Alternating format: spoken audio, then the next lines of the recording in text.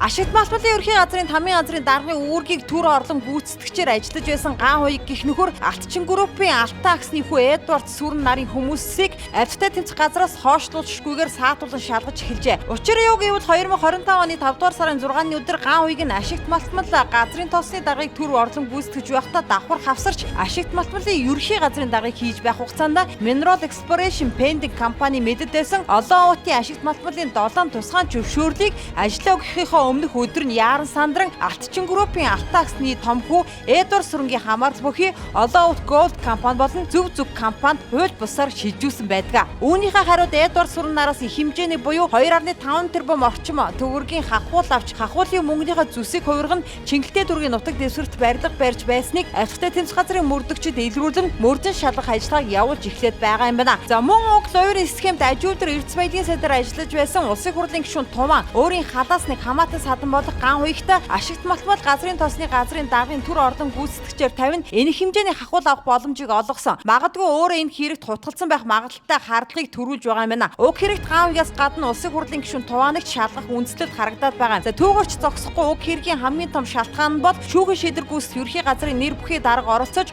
хууль бус шийдвэр гаргаж улсад онцгой хэмжээний хохирол учруулсан Эдвард Сүрэнгийн хамаарал бүхий компанийг удаа өмгөөж шүүхийн шийдвэр гүйцэтгэх үүрэгт ажиллаа хийхгүйгээр арга сам хэрэглэж хуулийн дагуу ажил үүргээ гүйцэтгэхгүй байгаа төрийн албан хаагчид бугшсаар байгаамаа. Тэгвэл уг хэрэг эцэст нь үнэнд гүйцэгдэж Ашигт малтмалын ерхий газрын даргын үүргийг төр орлон гүйцэтгэгчээр ажиллаж байсан Ган Хуйг Алтчин группийн Алтан аксны хүү Эдвард Сүрэн нарын хүмүүсийг хойшлуулшгүйгээр саатуулан шалгаж эхэлсэн гэдгийг хэл мэдээлэлхэн өнөөдрөөс эхлээд онцолж байна. Эдвард Сүрэнгийн компани болох олон уут Gold компани болон Зүг компани болон бусад нэр бүхий хувьцаа эзэмшигчдийн төрд учруулсан 140 тэрбум төгрөгийн өрийг барагдуулахын тулд Mineral Exploration Pending компанид шилжүүлж төрийг өргөө болгох ажил явагдаж байгаа юм байна. Харин үүнд нь нөгөө төрийн лойрын схем үйлчилж шат шатанда хууль бус үйл ажиллагаа явуулж байсан төрийн өндөр албан тушаал хашиж байсан нөхдүүдийг ийхүү айлгатай тэмцэх газар шалгаж жинхэнэ эзлийг нь барьж хорж шалгаж эхэлжээ. Товч Ньюс мэддэг.